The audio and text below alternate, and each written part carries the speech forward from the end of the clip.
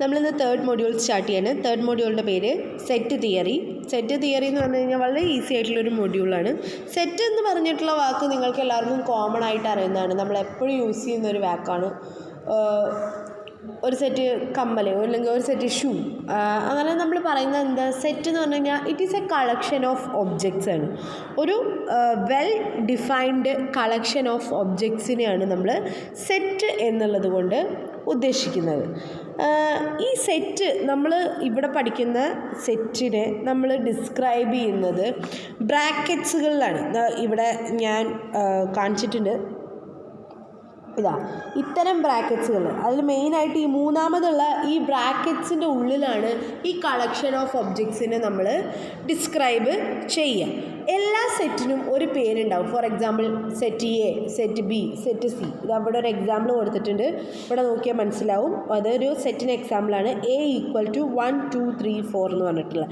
So ഇത്തരത്തിലുള്ള angled ബ്രാക്കറ്റ്സിൻ്റെ ഉള്ളിൽ ഒരു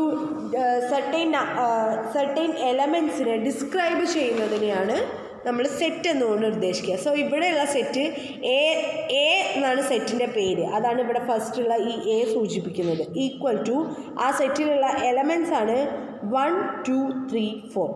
ഈ ആംഗിൾഡ് ബ്രാക്കറ്റ്സിൻ്റെ ഉള്ളിൽ വരുന്ന ഒബ്ജക്ട്സിന് നമ്മൾ എലമെൻറ്റ്സ് എന്നാണ് പറയുക. എലമെൻറ്റ്സിനെ ഡിനോട്ട് ചെയ്യുക ഈ ചിഹ്നം കൊണ്ടാണ്. സോ ഈ എ എന്ന് പറഞ്ഞിട്ടുള്ള സെറ്റിൽ 1 2 3 4 4 ഒബ്ജക്ട്സ് ആണുള്ളത്. ആ ഒബ്ജക്ട്സുകളാണ് 1 2 3 4. സോ എപ്പോഴും ഒരു സെറ്റിൻ്റെ പേര്, അതായത് ആദ്യം കൊടുക്കുന്നത്, അത് ബ്ലോക്ക് ലെറ്റേഴ്സിലായിരിക്കും ഉണ്ടാവുക. ഇംഗ്ലീഷ് ആൽഫബറ്റിൻ്റെ ബ്ലോക്ക് ലെറ്റേഴ്സിൽ വേണം സൂചിപ്പിക്കാൻ. എ ഈക്വൽ ടു 1 2 3 4 എന്നുള്ള ഒരു സെറ്റാണ് ഇപ്പോൾ ഇവിടെ ഉള്ളത്. സോ നമ്മൾ സെറ്റ് എന്താണെന്ന് ക്ലിയറായി മനസ്സിലായി എന്ന് വിശ്വസിക്കുന്നതും, ഒരു ആംഗിൾഡ് ബ്രാക്കറ്റ്സിൻ്റെ ഉള്ളിൽ ഒരു സർട്ടൈൻ ഒബ്ജക്ട്സിനെ ഡിസ്ക്രൈബ് ചെയ്യുന്നതിന് നമ്മൾ സെറ്റ് എന്ന് പറയും. ഇനി അടുത്തത് നോക്കാം, മെത്തേഡ്സ് ഓഫ് ഡിസ്ക്രൈബിങ് സെറ്റ്സ്. അതായത് ഈ സെറ്റിനെ ഡിസ്ക്രൈബ് ചെയ്യാൻ നമുക്ക് 2 മെത്തേഡ്സ് യൂസ് ചെയ്യാം. അത് ഏതൊക്കെയാണെന്ന് വെച്ച് കഴിഞ്ഞാൽ, ഒന്ന് tabular method, second selector method.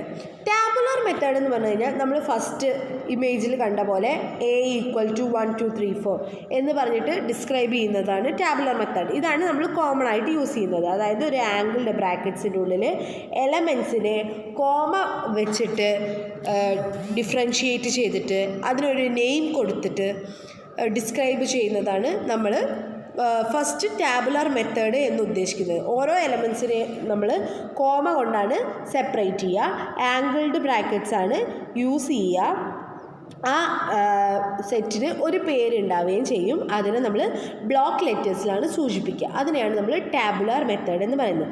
Next one selector method എന്ന് പറഞ്ഞു കഴിഞ്ഞാൽ, ഈ മെത്തേഡിൽ നമ്മൾ പറഞ്ഞു ഫസ്റ്റത്തെ മെത്തേഡിൽ നമ്മൾ എ ഈക്വൽ ടു 1 2 3 4 എന്ന് പറഞ്ഞിട്ട് ആ എലമെൻറ്റ്സ് ആണ് കൊടുത്തത്. ഇനി ആ എലമെൻറ്റ്സ് കൊടുക്കാതെ എലമെൻറ്റ്സിനെ സ്പെസിഫൈ ചെയ്യുകയാണെന്നുണ്ടെങ്കിൽ അതിനെയാണ് നമ്മൾ സെലക്ടർ മെത്തേഡ് എന്ന് പറയുന്നത്. Four example A equal two numbers എന്ന് മാത്രം കൊടുക്കുകയാണെന്നുണ്ടെങ്കിൽ, സോ നമ്പേഴ്സ് എന്നുള്ളതാണ് അവിടെ ആംഗിൾഡ് ബ്രാക്കറ്റ്സിൻ്റെ ഉള്ളിൽ വരിക. അതായത് അവിടെ ഏത് നമ്പർ വേണമെങ്കിലും വരാം, 1 2 3 4 വരാം, 10 11 12 വരാം. സോ എലമെൻസിനെ അവിടെ ഡിസ്ക്രൈബ് ചെയ്യില്ല. എലമെൻസിൻ്റെ ക്യാരക്ടറിസ്റ്റിക്സിനെ മാത്രമേ അവിടെ ഡിസ്ക്രൈബ് ചെയ്യുള്ളൂ. അതാണ് സെലക്ടർ മെത്തേഡ്. ഈ മെത്തേഡല്ല നമ്മൾ യൂസ് ചെയ്യുക ടാബുലർ മെത്തേഡാണ്. ഇനി നമുക്ക് ഡിഫറെൻറ്റ് ടൈപ്സ് ഓഫ് സെറ്റുകൾ പഠിക്കാം. ഇത് വളരെ ഇമ്പോർട്ടൻ്റ് ആണ്. പലതരം സെറ്റുകളുണ്ട്. അതിൽ ഫസ്റ്റ് വണ്ണാണ് ഫൈനൈറ്റ് സെറ്റ് അല്ലെങ്കിൽ ഫിനിറ്റ് സെറ്റ്. അതായത് നമുക്കറിയാം ഒരു സെറ്റിൻ്റെ ഉള്ളിൽ കുറേ എലമെൻറ്റ്സ് ഉണ്ടാവും എന്ന് ഞാൻ പറയാം. സോ ആ എലമെൻറ്റ്സിൻ്റെ എണ്ണം നമുക്ക് കറക്റ്റായിട്ട് അറിയുമെന്നുണ്ടെങ്കിൽ അത്തരം സെറ്റിന് നമ്മൾ ഫിനിറ്റ് സെറ്റ് എന്നാണ് പറയുന്നത്. അതായത് ഒരു സെറ്റിൻ്റെ ഉള്ളിലുള്ള നമ്പേഴ്സിൻ്റെ എണ്ണം അറിയുമെങ്കിൽ അതിനെ ഫിനിറ്റ് സെറ്റ് എന്ന് പറയും. എണ്ണം അറിയില്ല എന്നുണ്ടെങ്കിൽ ഇൻഫിനിറ്റ് സെറ്റ് എന്ന് പറയും. സോ ഫോർ എക്സാമ്പിൾ ഇൻഫിനിറ്റ് സെറ്റിൻ്റെ എക്സാമ്പിൾ നോക്കിയാൽ 5 10 15 കഴിഞ്ഞിട്ട് എത്ര വേണമെങ്കിലും പോവാം എന്നുള്ള എക്സെട്ര ആണ് ഇട്ടിരിക്കുന്നത്. സോ അത് എത്ര വേണമെങ്കിലും പോവാം. അതിൻ്റെ ലാസ്റ്റ് എലമെൻറ്റ് ഏതാണെന്ന് നമുക്ക് സ്പെസിഫൈ ചെയ്ത് തന്നിട്ടില്ല. സോ അത് ഇൻഫിനിറ്റ് സെറ്റാണ്. കാരണം നമുക്ക് അവിടെ എലമെൻറ്റ്സിൻ്റെ എണ്ണം അറിയില്ല. ഫസ്റ്റത്തെ നോക്കിയറിയാം 5 10 15 തൊട്ട് 100 വരെയാണ്. സോ എത്ര എലമെൻറ്റ്സ് ഉണ്ടാവും എന്ന് നമുക്ക് മനസ്സിലാക്കാൻ പറ്റും. അതാണ് ഫിനിറ്റ് സെറ്റും ഇൻഫിനിറ്റ് സെറ്റും. Next M T set. M T set എന്ന് പറഞ്ഞാൽ ഒന്നുമില്ല, ഒരു സെറ്റിൻ്റെ ഉള്ളിൽ ഒരു എലമെൻസും ഇല്ല എന്നുണ്ടെങ്കിൽ അത്തരം സെറ്റിന് നമ്മൾ ഈ എം ടി സെറ്റ് എന്നാണ് പറയുക. എം ടി സെറ്റിനെ സൂചിപ്പിക്കുന്ന ചിഹ്നമാണ് അവിടെ കൊടുത്തിട്ടുണ്ട്. Next one equal set. Equal set എന്ന് പറഞ്ഞു കഴിഞ്ഞാൽ ഒരു നമ്മുടെ കയ്യിൽ രണ്ട് സെറ്റ് ഉണ്ട്. എ എന്ന് പറഞ്ഞൊരു സെറ്റുണ്ട്, ബി എന്ന് പറഞ്ഞൊരു സെറ്റുണ്ട്. അതിൽ എയിലുള്ള എല്ലാ എലമെൻസും ബിയിലും വരുന്നുണ്ടെങ്കിൽ അത്തരം സെറ്റിന് നമ്മൾ ഈക്വൽ സെറ്റ് എന്നാണ് പറയുന്നത്. അതായത് എയിലെയും ബിയിലെയും എലമെൻറ്റ്സ് എല്ലാം സെയിം ആയിരിക്കും. അതിനെ നമ്മൾ ഈക്വൽ സെറ്റ് എന്ന് പറയും. Next equivalent set. Equivalent set എന്ന് പറഞ്ഞു കഴിഞ്ഞാൽ എയിലെ നമ്പർ ഓഫ് എലമെൻറ്റ്സും ബിയിലെ നമ്പർ ഓഫ് എലമെൻറ്റ്സും സെയിം ആണെങ്കിൽ, ഫോർ എക്സാമ്പിൾ എ എന്ന് പറഞ്ഞ സെറ്റിൽ 5 എലമെൻറ്റ്സ് ഉണ്ട്, ബി എന്ന് പറഞ്ഞ സെറ്റിലും 5 എലമെൻറ്റ്സ് ഉണ്ട് എന്നുണ്ടെങ്കിൽ അത്തരം സെറ്റുകൾ നമ്മൾ ഇക്വാലൻ സെറ്റ് എന്നാണ് പറയുക. അവിടെ നമ്പർ ഓഫ് എലമെൻറ്റ്സ് ആയിരിക്കും സെയിം ആവുക, ഈക്വൽ സെറ്റിൽ എലമെൻറ്റ്സുകളായിരിക്കും സെയിം ആവുക. നെക്സ്റ്റ് വണ്ണാണ് സബ്സെറ്റ്. സബ്സെറ്റ് എന്ന് പറഞ്ഞു കഴിഞ്ഞാൽ ഫോർ എക്സാമ്പിൾ നമുക്ക് രണ്ട് സെറ്റുണ്ട്, എ എന്ന് പറയുന്ന സെറ്റുണ്ട്, ബി എന്ന് പറയുന്ന സെറ്റുണ്ട്. അതിൽ എ എന്ന് പറയുന്ന സെറ്റിൽ ബി എന്ന് പറയുന്ന സെറ്റിലുള്ള കുറച്ച് നമ്പേഴ്സ് വരികയാണ്. ഫോർ എക്സാമ്പിൾ ബി എന്ന് പറഞ്ഞ സെറ്റിൽ A B C D E എന്ന് പറഞ്ഞിട്ട് 5 നമ്പേഴ്സ് ഉണ്ട്. അതിലെ എയും ബിയും സിയും എ എന്ന് പറഞ്ഞൊരു സെറ്റിൽ വരികയാണെന്നുണ്ടെങ്കിൽ A is the subset of B എന്ന് നമുക്ക് പറയാം. അതായത് ബിയിലുള്ള കുറച്ച് എലമെൻറ്റ്സ് എയിൽ വരികയാണെങ്കിൽ ബിയുടെ സബ്സെറ്റ് ആവും എ. അതിനെ സൂചിപ്പിക്കുന്ന ചിഹ്നമാണ് അവിടെ കൊടുത്തിരിക്കുന്നത്. എ സബ്സെറ്റ് ഓഫ് ബി എന്ന് നമ്മൾ സിംബോളിക്കലി റെപ്രസെൻ്റ് ചെയ്യുക ഇങ്ങനെയാണ്. A is the subset of B. Next one ആണ് യൂണിവേഴ്സൽ സെറ്റ്. യൂണിവേഴ്സൽ സെറ്റ് എന്ന് പറഞ്ഞു കഴിഞ്ഞാൽ അതിന് നമ്മൾ അല്ലെങ്കിൽ പറയുന്ന ഒരു പേരാണ്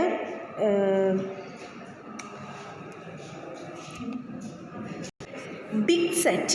അതായത് എല്ലാ സെറ്റുകളും ഒരു യൂണിവേഴ്സൽ സെറ്റിൻ്റെ ഭാഗമാണ്. ഇപ്പോൾ എ എന്ന് പറഞ്ഞൊരു സെറ്റ് 1 2 3 എന്ന് പറഞ്ഞിട്ടുള്ള നമ്പേഴ്സിൻ്റെ സെറ്റാണെങ്കിൽ അതിന് ഒരു യൂണിവേഴ്സൽ സെറ്റ് ഉണ്ടാവും. അതായത് എല്ലാ നമ്പേഴ്സും അടങ്ങുന്ന ഒരു യൂണിവേഴ്സൽ സെറ്റ് ഉണ്ടാവും. ഇനിയിപ്പോൾ ഒരു സെറ്റാണ് എ ബി സി, അതിനൊരു യൂണിവേഴ്സൽ സെറ്റ് ഉണ്ടാവും. എന്താണ്?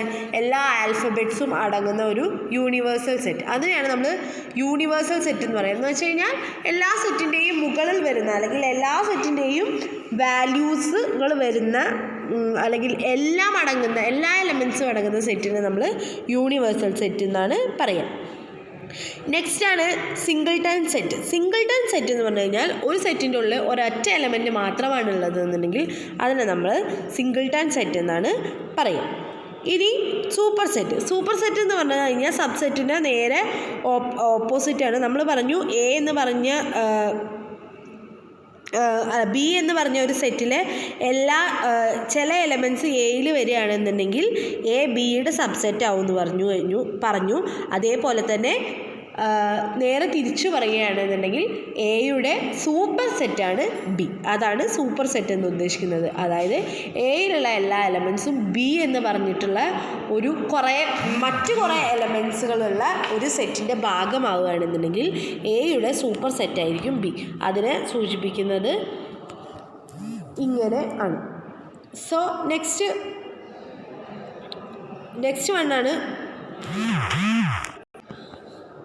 Proper subset. പ്രോപ്പർ സബ്സെറ്റ് എന്ന് പറഞ്ഞു കഴിഞ്ഞാൽ നമുക്ക് രണ്ട് സെറ്റ് ഉണ്ട്, എ എന്നും ബി എന്ന് പറഞ്ഞ എലമെൻറ്റ്. എയിലും ബിയിലും സെയിം എലമെൻസുകൾ തന്നെയാണുള്ളത്.